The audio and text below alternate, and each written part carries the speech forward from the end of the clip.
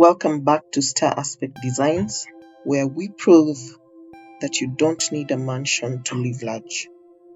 Today's design is a compact 120 square meters, 3-bedroom bungalow that makes use of every square inch. From the outside, this house is definitely embracing tradition with its classic sloping roof. And one thing to note, this roof is something to embrace because of its simplicity. It's definitely easy to build, no leakages, and of course you can definitely harvest the water. So while tradition is maintained, modernity is still embraced, especially on the inside with an open plan layout that you'll see.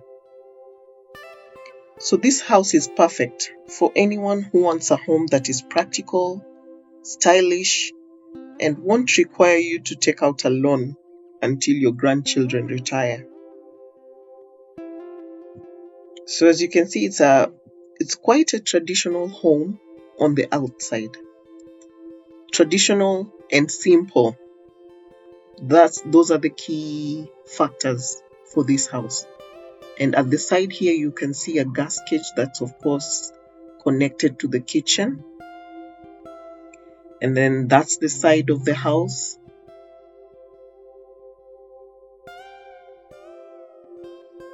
Then this here is the back of the house with the kitchen yard that you can see there. It's a small kitchen yard with adobe sink, and then a small porch there that connects to the dining area. So what I like is the interconnectivity between the front and the back, even for your guests. Then this is the other side of the house.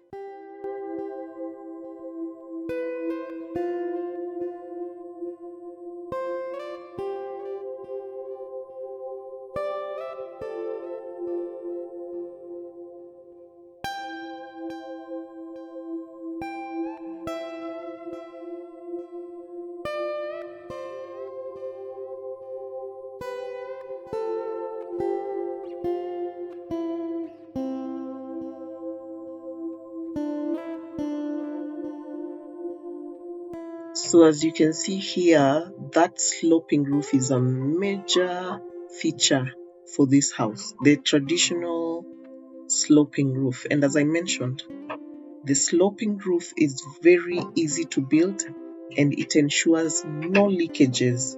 For example, this roof is at 30 degrees. The angle is 30 degrees, so you can be sure there'll be no leakage. If you know the essence of capillarity, you can study it. That's why this roof works. So this is the front, of course, with the porch, and that window there is the master window. You know, in some traditions, the master has to face the gate, and that's what we are embracing here.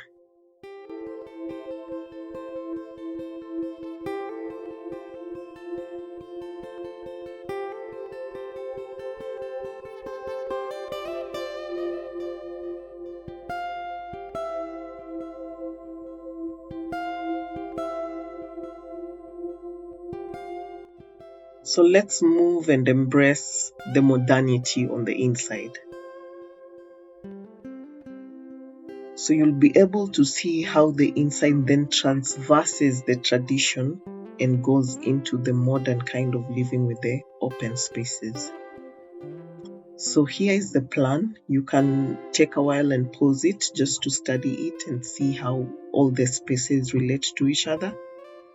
And then I'll take you through the 3D plan in detail. So what you see here is the 3D plan. Now, as you see, this front here is where the master bedroom is and where the porch and the main entry into the house is.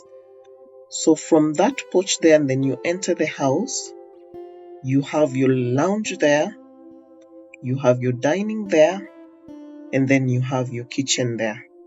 So with this plan, modernity is what is enhanced. The living room, dining room, and kitchen flow seamlessly into each other. It is perfect for entertaining guests, even though it's small.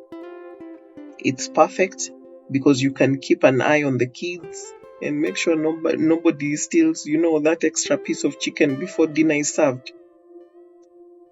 So it strikes a balance between tradition and modern living. Comfortable, practical, and refreshingly uncomplicated. I say uncomplicated because when you look at it that way, this is a perfect rectangle. No funny kinks. The column grid is on the rectangular form. So before we even proceed with the plan, one thing you should note, with this simple structure, it is very easy then to use your precast panels. Because your precast panels, there are no complexities with this particular structure. So when we get into the plan itself, as I mentioned, this is the common living areas, which includes the sitting room, the dining, and then the kitchen. And of course, the kitchen, that's where you get out to the kitchen yard and you have a small pantry in there. Of course, in my plans, I normally focus on storage and natural light. So those are the major things that we focus on. So when you get out of these common living areas, then when you pass this doorway here, you enter the private areas of the home, where you'll then have your master bedroom there at the far end with its own ensuite bathroom. Then you have one bedroom here and another bedroom there, and they share this bathroom and toilet. We decided to separate the bathroom and toilet because, when you're sharing, you don't want one thing to limit the other. That's why we want to separate the toilet and bathroom. Someone can use the toilet while another person is showering, so that there's no clashing if you don't have a separate cloakroom. So let's go to the nitty-gritties of the plan. As I mentioned, this here is the front. That's the main entrance there. And then this is the lounge. And then at the entrance, you can have your storage areas where you can hang your coats, your bags, put the shoes underneath. And you can also have a sink attached to that so that it also serves that dining area there. And then that dining area also opens up to an outdoor area here where you can just chill out with your book and read, and you're not facing the gate where neighbors can come in and disturb you. Sometimes you do need your peace. And then this is the kitchen, open plan, of course. And what I like about this is that you interconnect the kitchen and dining, but no one in the lounge can actually know what is going on in the kitchen. This is what I like about this plan, because the kitchen is a bit segregated. It's open but segregated. So this here is the kitchen, and there you have you can put your fridge, microwave, and then you have your cooker there and your sink there. As I mentioned, that triangular workflow is also important. And then there you have your pantry as you proceed outside. So while we are still talking about the kitchen, I know many will ask about the washing machine. Because of the constraint in space, then I created an area here in the corridor where you can then put your washing machine. You can also put it at a level where you don't have to bend to access your clothes. Put in your clothes and get them out. So even you can stack your washing machine and a dryer. If you're a person watching from, diaspora where the sun rarely comes out, you can also do that. And then have a shoe rack maybe at that section, because this corridor is a bit wide.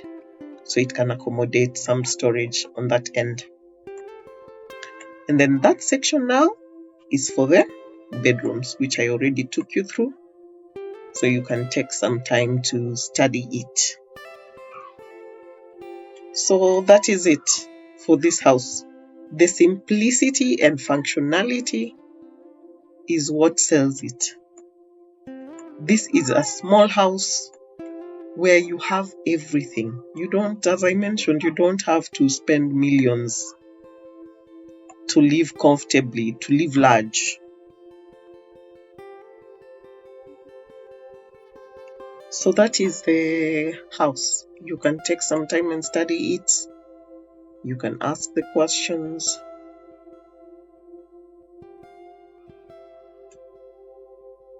But as I said, the essence, it's compactness, open living, practicality, functionality.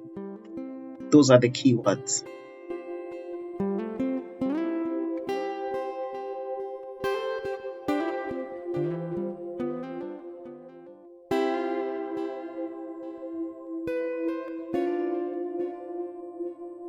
So that's the tour.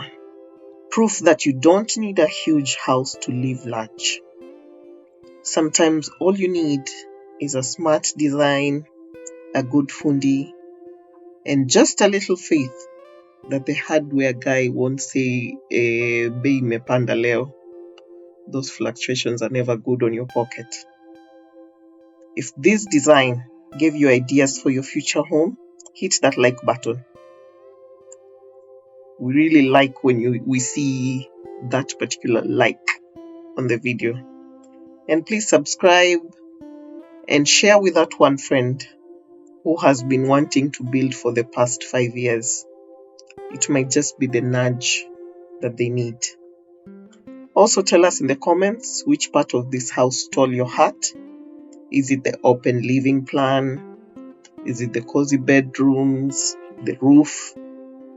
Or are you already arranging the furniture even before you buy the plot? Please let us know. And until next time, may your chai be hot, your Wi-Fi strong, and may your neighbors mind their own business. This is Star Aspect Designs, reminding you to dream big and build smart. And as always, live large.